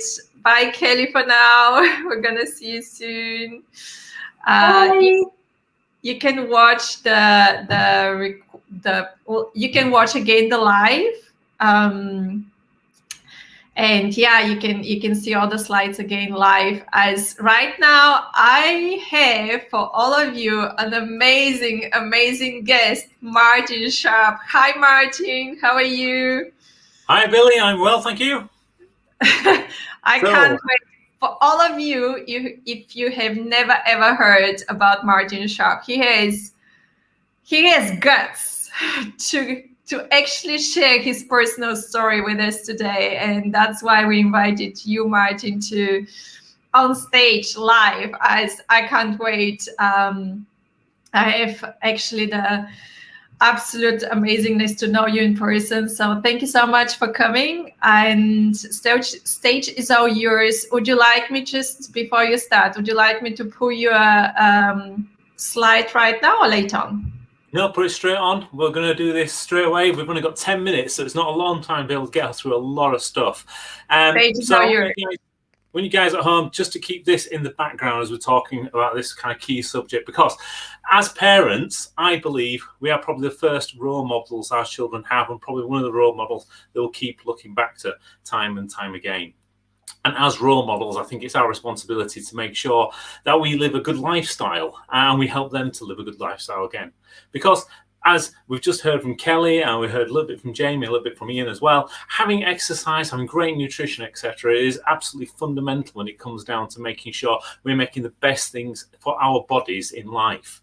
There are so many different diseases, so many different NCDs, etc., that you can gain by not having the great kind of nutrition or great exercise in your life. And I've just labeled a few on this specific slide for you. And this is not an exhaustive list, but this is when you look at some of the real big kind of studies that have been done in medical science and really starting to look actually what are those key factors of what's causing problems behind there. Now, the thing is, I know lifestyle change is hard. Believe me, I'll come back to that in a minute. Because, you know, there's all sorts of things that go on, and I've heard all of the excuses when we're working with some of my clients. But there's things that you can't change. You know, you're not going to be able to change the genetics that you're born with. You can't really change your age, but thankfully not all of us live our age. And, you know, we are born biologically with a certain gender as well. All these kind of things do impact your body, and I completely accept that. But there are so many things that we can change. You see, we can change the lifestyle that we live. We can change the nutrition that we feed ourselves, the recovery period that we allow ourselves, the time we actually spend moving, and the motivation you put behind the whole lot of it. Because these things will have a profound effect on your body, on your health, and on your lifestyle. Now, you might be wondering, you know, who is Martin Sharp anyway? Now, I'm not going to go through the full story. If you want to listen to that, please look at the recording from yesterday. But to give you this in a quick nutshell, back in 2014, I'd been running my own successful consulting firm for 5 years. I was running around the globe, servicing my clients, dealing with sort of billion-dollar transformations, and really delivering fantastic value. But the key thing was, while I was loving doing what I was doing for my clients, and loving spending all the extra time I had with my family and my friends, what happened was I wasn't looking after myself. And I found myself, when I was on holiday with my family in 2014, absolutely disgusted with one of the photos that I saw, because I'd end up getting boobs. I had boobs that were bigger than my wife's boobs. And after that, I thought I had to change. I had to make a big difference in my life. And I spent 5 years trying all sorts of things, you know, and I've did some ridiculous things over those 5 years' time. At one point, I dropped my calorific intake to less than 1,600 calories, which for a person of 6'2" is a dramatically stupid amount of food. And the crazy thing was, I was still putting on weight, because I was eating the wrong things, not necessarily just a case of the quantity being wrong as well. Now, I did make a big change, because 2 years ago, I got with a professional, I got with a coach who actually then took me through a whole series of lifestyle changes. But the first thing he actually did is it got me to look at the motivation as to why I was doing these things. He got me to ask the question, which is, you know, what is the key reason I do this? What do I get out of bed for? And how am I going to be able to pin that motivation to actually changing myself? So I had the millions to change myself, and I did. Because you see, I love my family, I love spending time with them, I love my friends, and I love my clients. So for all of those kind of 3 key things in my life, I wanted to make sure I was going to be around to help them in the future. So I made the change. In the first 3 months, it was hard. I had to do lots of different things. I had to learn new exercises, learn how to eat better. I had to learn how to reschedule a lot of things into an already hectic and busy life anyway. But I did it. And in that first 3-month period, I dropped 10 kilograms. That's around about 22 pounds in old money. The following 3 months, I managed to drop another 7 kilograms. And in fact, this was one of the suits I had specially made at the time. And I found that actually my suit no longer fitted. I just looked like I was wearing my dad's clothes as dress up. So today, I've brought myself down from 154 kilograms down to 100 kilograms. And I feel absolutely fantastic. I changed my lifestyle and made that difference. And now I thoroughly enjoy doing the same thing with my clients to make sure they enjoy a great lifestyle. And I say that we have this great responsibility as parents because one of my clients, I'm going to call him Bob for confidentiality reasons, he had a dreadful Haribo habit, let's put it that way. So he got his kids actually to start to police his Haribo habit, so that he got to the point where, he went to go touch the tin with the Haribo in and he gave him a quick slap and that really worked for him. But not only that, we're working on his diet, we're working on his exercises, and that made a fundamental change into how he actually started to live his life. But that wasn't all, because his family started to notice the same things, and they started to copy what he was doing. Their portion sizes started to become more normal. They started to have more vegetables. They started to have more protein-based in things. They started to eat out less and actually started to have more wholesome cooked meals at home. They all started to exercise more together, going out cycling, etc. So these are the kind of real profound effects that we can have as parents on our children and also on the community around you. So I really want you to think about that hard. Just pop back on that slide, would you, Billy, for a second, and really take a good look at some of this research that's being done in the background. These are all key things that you can change in your lifestyle.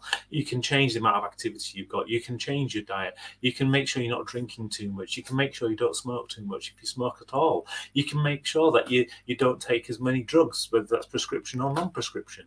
You can make sure that you reduce the stress in your lifestyle where you can. You can make sure that you drink enough water, and also make sure that you socialize and you have those recovery periods. Okay, so we've got through that in around about 6 minutes. We give us about 4 now to start looking at a couple of key things I wanted to talk about on exercise. Now, yesterday we introduced the concept of the mind-muscle connection. I want to take this one step further today and talk to you about 2 different things that can happen, because your body is trying to be as efficient as it possibly can, and what we want to do is we want to make it slightly more inefficient so that it starts to build bigger muscles, it starts to use a lot of that energy more, and what you'll find is then you can get away with a little bit more with regards to these little treats you might want to have, like maybe that bit of birthday cake or something like that. So we've got 2 little techniques that we're going to look at. One's called mechanical tension, and the other one is called metabolic stress. You don't need to worry too much about these, but these are the 2 kind of concepts that you'll use to help build your muscles and to help keep you healthy and fit as you start to move into doing more resistance style training. And I say doing resistance training because it is now actually starting to be more recognized that resistance training has such a benefit in so many different areas of life now, beyond just doing cardio or just going out for a run and things. So it's certainly something I would recommend you have a look at. I mean, Ian was absolutely fantastic going through some of those body weight style exercises at the beginning. A lot of those are resistance-based exercises. So things like jumping jacks or star jumps, things like your push-ups, etc. They're all using your own body weight as a resistance mechanism. Or you can just get yourself a couple of cans of beans or tomatoes or whatever. Other brands are available. You don't have to go to Tesco's. And you can utilize these as weights, so you can go down to the gym and utilize weights there. So when I start talking about things like mechanical tension, what we're talking about is actually overloading the muscles. So the muscles feels like they have a really good workout. So if you want to grab yourself a can of beans or whatever you've got in the cupboard, that's perfectly okay. Or even just do it with your own body weight, that's fine. What we're going to do is we're going to look at how we can increase the amount of mechanical tension you can put inside your muscles. So we're going to work on our biceps just like we did yesterday. But this time, what I want you to do is, as you're moving the bicep up and down, alongside really concentrating on that muscle, I want you to be squeezing it throughout the whole thing. So as you're pulling it down, I want you to be squeezing it as if you're trying to pull it back up. So you've got that constant tension. You can almost feel your muscle. And when you keep doing that until you find your muscle starts to shake. Yeah. And at that point in time, what you're starting to do is you're starting to introduce a large amount of mechanical tension. Now, there's different ways of being able to do that. That is one way of being able to keep constant tension in the muscle. So that throughout the entire rep, you're making sure it's under tension. The other way of doing it is you add more load. So you go and you get yourself a bigger weight. So it can move from like 0.5 kilogram to 6.5 kilograms. And again, that gives us more tension, but still squeeze that muscle as you're going through it. And then that way you can make sure that you give it the best amount of mechanical tension. The other thing we were talking about is metabolic stress. Now, metabolic stress comes from doing a high number of repetitions of things, so that you start to feel that buildup of the blood that goes into your muscles, and also you start to feel the lactic acid that's also being built up. Interestingly enough, a lot of people used to think lactic acid was just a byproduct, that burning sensation you're feeling. And today, in a lot of the scientific papers that they're looking at, they're actually realizing that it's one of the key components of actually building muscles themselves. So as an idea, grab yourself the cans. What we're going to do is just lift your arms up. So you're going to do what's known as lateral raise, bring them all the way up. And if you keep doing this, again, fighting against gravity on the way back down, so you don't just let them swing down. Well, you're going to find after maybe about 10, 20, maybe even 30, depending on how fit you are, you'll feel that build-up of kind of tension in your muscles, that kind of stress is kind of coming in there. You might even start to feel what's known as the pump, if anybody's heard of that. Might be you've ever heard Arnold Schwarzenegger talk. That's certainly one of the things he talks about. Okay. And that's another thing that kind of helps your muscles grow, is being able to build up this metabolic stress by just keep going until you kind of feel that kind of increase in blood inside those muscles, until you feel the lactic acid start to build. And at that point, you can probably stop. Otherwise, we're probably going to be here all night keeping doing it. But just give you 2 different ways now that you can start to look at your different muscles. Now, we just looked at that, utilizing 2 muscles. Those 2 techniques you can use on any kind of resistance training you're doing, whether you're doing push-ups, whether you're doing squats, whether you're doing things with weights, or whether you're just doing things with body weight. Now, I think I've gone over by a whole minute, but hopefully that's going to be okay. If there aren't any questions, I'll quite happily take them, or if we need to move on to the next person, I'll quite happily hand the stage over. Thank you so much, Martin. If you guys have any questions, just put them in the comments below. Huge thank you. That was so interesting, amazing. And it's mind-blowing how you lost all the weight what you had, and now it's just like well, you recognize that suit from the dinner we went to, but the bit that I really liked was on that holiday I bought myself these. And these are, they say they're 48 inch, but actually they're 54 inch. And I thought it was great. I could squeeze into a 48 inch set of trousers. But today, you know, I am literally half the man. So I'm gonna allow myself to add Jamie Cooperman on backstage, because her facial impression, was like, wow, it's so amazing and so inspiring. Thank you so much. You're welcome. And thank you, Jamie. It was lovely listening to your talk as well. And I love the whole message about being kind to yourself. I think it's one of the things that so many of us just don't do. I didn't do for such a long period of time. And even when you are doing things like you eat well, when you do the exercise, etc., if you don't take that time, that recovery period time, you don't take the time to be kind to yourself, it doesn't mean anything, because your body's constantly in stress. While it's in a stress state, your stress hormones are in place, cortisol's in place. All that's happening is you're putting on weight, you're not actually removing it. So if weight's an issue, then that's one way of constantly being able to have it. Trust me, been there, done it for years. So definitely be kind to yourself, definitely get those recovery periods in. That's great. I realized that we replace boardrooms and constantly going from one meeting to another meeting to actually go from the bedroom to the kitchen to the room next to it, to work there, and then go back to the bedroom and then the kitchen. It's just like, there was this joke, a friend of mine sent me something like, there was a picture in the middle that says Bermuda Triangle, which was the bedroom, the kitchen, and computers. With the wording Bermuda triangles. Actually, in the middle is a pajama picture, which I think it got worse with the pandemic, I have to say. So, Martin, thank you so much for having the guts to tell us your story, and also to be so consistent to be able to lose that weight is just and not just to lose the weight, but do it very healthy way. Yeah. It's quite difficult, I have to say. Yeah, definitely. There's so many yo-yo ways of doing it, and that just does so many bad things, not only to your body but to your mind. So there's definitely finding that right way that works for you, and it's a lifestyle change. That's what it's got to be. Absolutely. Jackie says, "I love that jacket. Looks so big on you these days." Ha ha ha. Yeah.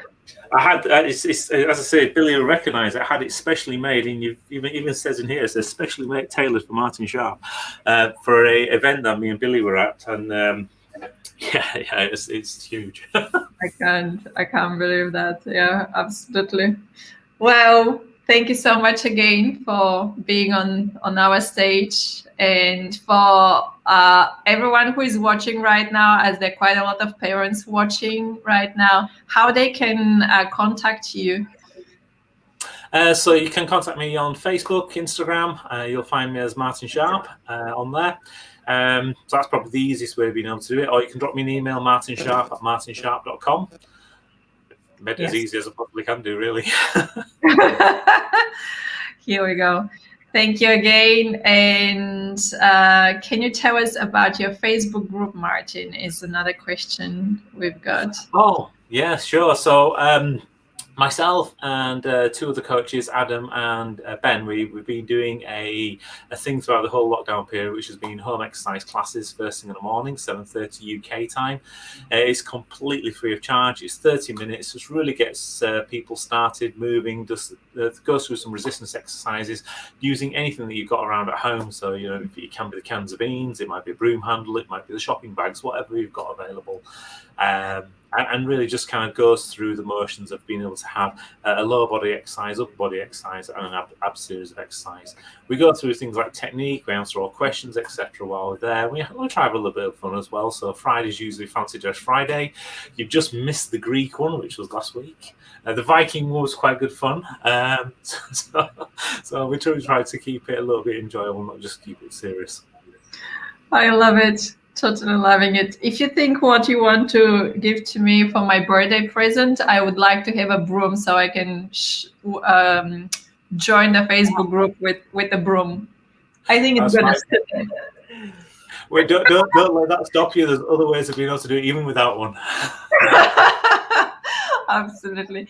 Thank you again. Have an amazing Sunday evening, Martin. You're all welcome. Have a great event. Bye-bye. Thank you, Martin. Ciao to you, Martin and Jamie. We're going to keep with Q&A session. Just before we kick with Q&A, guys, there were quite a lot of questions how to contact the different speakers today, and you wanted to have Kelly's presentation. So here is the thing, how you can actually have a copy and get in touch with and have a copy of the presentations from today and more information about them. So when you go to juliancampbellfoundation.org, you will be able to sign up for email lists. And what I just got on my phone from the social media team of JCF is that they will make sure that they will send different slides of the different presentations to the mail list of JCF. So make sure you sign up today to the mail list, to be able to get that that presentation from Kelly. She had a special 2-pagers for you guys. They will be all sent to the mail list. So make sure you sign up right now to the mail list at juliancampbellfoundation.org. It's written on the screen right now. And we've got Jackie as well. Hello, dear. Jackie. Hi. I've just received some really great news. I was just wondering whether I could share it. It's about the T-shirts. So I've just heard from Cheryl, and they've because she's been collaborating, and now they've got the new T-shirts and everything. And I wanted to just kind of like share it, share my screen with you so you could see it, and then so let's see. So basically, I'm just going to share my screen, and then you will be able to see the actual website. Let's hold on a minute. Maybe that's better. Hey. Okay, so hopefully you can see this. So Cheryl Small's one of our mentors, and she's got this company, Proud Sister Records. And with her sister Heather, they work together, and and they sell these products and some really great T-shirts. I've got a couple of things already, but I just wanted to share with you the T-shirt. Hopefully, can you see it? This is the new JCF T-shirt. Be kind to your mind. I love it. You can't see it, but like on one of the arms, it has the JCF logo. So I just wanted to share that with you. Yeah, I know, cuz that's really good, isn't it? I wanted to share that with you because and maybe I can put the website address into the chat, or it's just proudsisterrecords.com. Oh no, proudsister.com. I'm going to copy and paste it, because if I make a mistake, it's just not going to work on any level. So I've just kind of like put it into the chat. So hopefully you'll be able to see it. And then from there, you'll be able to make an order. Right, let's just see if I can get it off now. Stop sharing. So that's some really exciting news. I know it's not what you thought. Yay. I love it. I love that saying, and that looks amazing. Yeah. So thanks to Cheryl for those beautiful designs. Yeah. And I can't wait to have mine. Yeah. So I can't believe that the weekend's gone already, Jamie. And like here we are now, kind of like we've still got some more stuff. Right. But yeah. So how's it been for you? I actually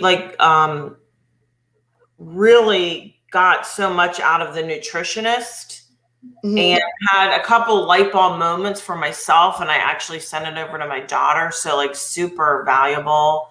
But yeah, so far just interesting and valuable and very well done. Yeah. I've really loved it. I've really enjoyed it. And, Kelly's amazing. I met her. We were both doing a presentation in Teesside University. And we're both kind of like into public health. So basically, for those of you that know me, you would have known that I was a teacher beforehand. So I was in the education field. So going into mental health, I decided to retrain. So I retrained in public health. So that way I could think more from a public health perspective, right, and how we could impact big populations of people. So hence our goal to stamp out teen suicide. So in actual fact, in buying one of these T-shirts, you'll bring us one step further to stamping out teen suicide, which is our goal. So we've got some questions already. Let's have a look. Mary, she says, yes, I will buy it. That's brilliant. If you look in the chat, those of you that are interested in Kelly Rose's presentation, it's in the chat. And where do I click for the newsletter?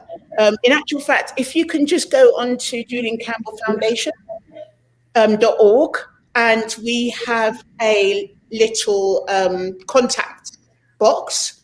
and you can leave your information there, and that way we'll be able to put you on our mailing list, and you'll be able to have access to all of the news, all of the newsletters, all of the information, and all of the presentations we've done in the last couple of days. So, and Jamie, so what do you think about Martin? Yeah, wonderful. I mean, he was great yesterday too. Yeah, I mean, that is just, you know, so inspiring. Seriously. Yeah. Unbelievable. Yeah. I mean, Yeah, I asked him particularly because I looked at, you know, I mean, I didn't recognize him basically, like, because I knew, I mean, he's an amazing guy. And then when we were in the speaking academy, he was our coach and stuff like that. Okay. And yeah, and then I saw some pictures on Facebook, and I'm thinking to myself, who is he? Oh, that's so funny. Yeah, remarkable. I realized he just looks completely different. So, you know, so yeah, so you know, for that reason, I just thought you'd be an inspiration for us all, really. Yeah, absolutely. Yeah. So those of you that want to be kept up to date with more of the information about the things that we're doing in the foundation and how we're growing the kind of work that we do, if you yourself would like to make a difference in a young person's life and become trained as a mentor or work in drama facilitating workshops, please do go to our website, and then you can just give us your email address. You can just write a little note there on our contact form, and it would be great. So Mary says, where do I click for the newsletter? I think, Mary, you might be best going to the JCF website, juliancampbellfoundation.org, and put a note in the contact box that you want to be registered before the newsletter, along with your best used email address. So let's see if there's any questions. Can you tell us about our Patreon's options for parents and kids? Yes, so on our website, we've got more information about Patreon's options for parents and kids. So what we found out is that our drama workshops have been such a success, and we were only going into schools to do the drama workshops. You'll see on our YouTube, you'll see one of our promotional videos, you know, which was amazing to be part of that. However, a couple of companies that we kind of collaborate with, they've got parents who have children who are suffering, you know, and that, you know, really were excited when they found out about the drama workshops. So we thought, okay, then we don't have to have them in schools. We can have them out of schools as well. So that's something that we're a feature that we're presenting for the organizations that we partner up with, and you can find more information about that on Patreon. So if you're a parent and you're independent of a company, you can register with Patreon, and that allows you to have that your child will have access to drama workshops, and also as well you can match them up with a mood mentor as well. Just to give you an idea of some of the statistics, before the lockdown, we diagnosed, I think it was 1 in 10 people would have a mental health difficulty, which is now gone up to 4 in 10. So it's almost doubled. So basically, you know, it's just natural that because of the lockdown and the pandemic and everything that come as a result, there's going to be more need for some support for our young people. So we can provide that. You're welcome, Mary. So we can provide that kind of support. So if you're a parent and you're interested in the services that we provide, you can join Patreon, and we can offer those services to your child. If you're part of an organization, and it can be a small organization, medium organization, a big organization, you can register with us as well, and we can provide those services for your employees' children. We also have the parents group, which Jamie told you about. That was wonderful, by the way, Jamie. And so if you've got any questions about Patreon, if you've got any questions about the parents group, if you've got any questions about the services we provide for young children, then please do let us know now. If we can't get to answer you now, then we will be happy to speak with you outside of this, by sharing your contact details on the website. Maria, what has been the highlight of the festival for you so far? Jamie, what's been the highlight for you? Oh my goodness. Ooh, that's a really hard one. I really got a lot out of Kelly's presentation today. I'm going to go back and watch it again and really, hone in on it. But like for me and where I'm at for myself personally, yeah, that really hit home for me. And I think there's like a lot of good information that I can put into place. So, yeah. Yeah, I love that. I mean, it's easy, isn't it? Like usually, like if we start having panic attacks, we feel, we have a bit of anxiety. We might start thinking more about going to the doctors and finding out what's going on there, rather than realizing that we've got a vitamin like B deficiency, for example. Right. And the same thing with the vitamin D, like the sunshine hormone. The sunshine vitamin. That if we're feeling depressed, we might think, and it's going on for more than 2 weeks, let's go to the doctor and get some advice, rather than thinking, well, okay, then maybe I haven't been out in the sun because of the lockdown for a little while, and I'm putting on all this sunscreen, which is blocking the vitamin from getting through my skin. So yeah, it's just brilliant. And I think us as parents as well, there's so many things to how can I say, to organize or to kind of like put in place, about our own emotional intelligence and the way that we eat and our exercise as well. So I think the highlight for me, I've loved it all actually, but I've really enjoyed today, and I've liked that it's all coming from different perspectives, because like your conversation and your talk, Jamie, was speaking more to the parent about taking responsibility, because look, it may not be the truth, but it is a truth that will leave the parent more empowered, and the fact that you went and you had that support and you had the classes and everything to help turn things around, that's really inspirational. So I think that today I've enjoyed it. Yesterday I loved as well, actually. I loved DJ Jumping Jack Frost. Oh my God. I love that because like back in the day about, it's about 20 years ago now, like I was dancing to all that kind of jungle stuff, I mean, now when I go out running, I listen to the jungle when I'm running because it's all in my mind. I'm imagining that I'm dancing because I actually hate running. So if I'm listening to the music, I'm like, yeah, this is really great. And there's some really great stuff. On yesterday. So some of you are listening now, and you want you can forward the young person in your life, your son or your daughter somewhere. Ellie McGrath's talk was really amazing. So she had some eating disorders which she's now overcome. That was amazing. I loved that. And DJ Max, I mean, he's only 17 years old and he's just been plucked out of obscurity. And he gives a really great talk about, because I think that as a young person, mind you, he's been so young, it's a long time since I've been young, not that it's a competition or anything, but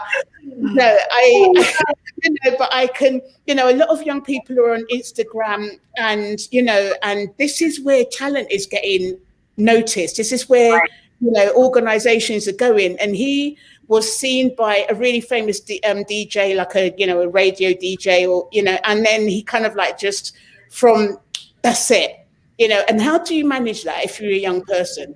It's all well and good saying, yeah, I want to be famous, I want to be a really world-renowned DJ, but how do you actually deal with that when it comes? And I think a lot of young people probably wouldn't be equipped for that. So I think all the more reason for us to, encourage parents to use a mood mapping system and, all of the other things that we've got in place, because, emotional intelligence for me is just something really important today. And a lot of research shows that young people that have higher displayed emotional intelligence are more successful in their work, with their relationships, they get on better with other people, they think about the impact of themselves and what they're saying on and those around them. So you know, it's as you would say, Jamie, it's a game changer. I love that. Oh, dear. So yeah, Maria, in summary, yeah, I've loved it all. Hi. Hi Okay. again, girls. Everyone, for all of you, as you're typing your questions, I would like to invite you today to keep watching our If Your Mood Festival. I love that name. The If Your Mood Festival continues with DJ Jumping Jack, with more interviews with him, and we are Hummingbird. We have Cheryl Small talking about being sanctioned, creativity and bipolar. We have the amazing Christina Fisher talking about mindfulness. Heather Small as well, having an amazing, very inspirational talk for you. Kali talking about breath work. We have Claudette Doré, which is talking about driving change while bipolar. It's really powerful, very, very powerful talk by Claudette. And we have Lauren Meyer, which is a good comedian, and she has a songs for crazy times as well. So please make sure that you stay on our Facebook channel and our YouTube channel, because you're gonna keep watching today, day 2 of If Your Mood Festival, which is a specific experience.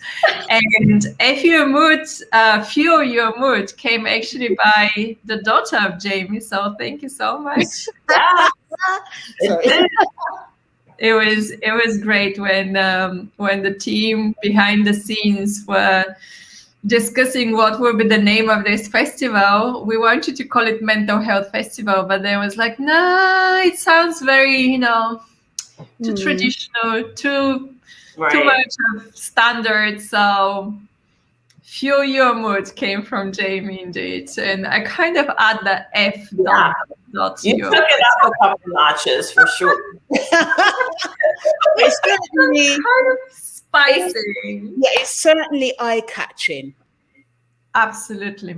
Well, thank you for all of you who has been watching us. It has been already just about 2 hours being live with you. It has been an absolute pleasure to be with all of you here. If you have any kind of questions, put them in the comments, because there is a team behind who is going to answer. Make sure you do sign for the mail list, because you're going to have a lot more goodies in your mailbox coming very soon, as it was promised. And yes, keep your mental health healthy level and look after yourself. Any kind of wrap up words from you, Jamie, first? Just more of really what you said, really taking, for me, the highlights and really putting them into action. Yes. So yeah, that's what I would say. And usually Jamie says, just do it. Absolutely. Jackie Campbell, as a founder of JCF, what would be your final words for this beautiful, beautiful festival? Yeah, my final words would be thank you for being part of the festival, for those that have been behind the scenes organising the festival, for these 2 gorgeous people here, and everybody that's working as part of the charity, everybody that's watching, that's contributed. Thank you. And I want you to continue to help us reach our goal to stamp out teen suicide completely. And you can do that by continuing to watch us. We're on all social media platforms, even TikTok. Please do, follow us, like our work. If you want to become a volunteer, then please, contact us on the website and the contact sheet, because everything would be really welcome right now. And yeah, I think that would be it. I'm just really, really chuffed. Thank you so much, everyone. And we're going to see you online, as always. Make sure you do share this live with all your friends and family if you like it. And do tell them why you're sharing our live. Have a good night, everyone, or have a good day if you're in US. No, thank you so much. Thanks, Billy. Thanks, Bye-bye. Jamie. Thanks, everybody. Bye-bye. Ciao.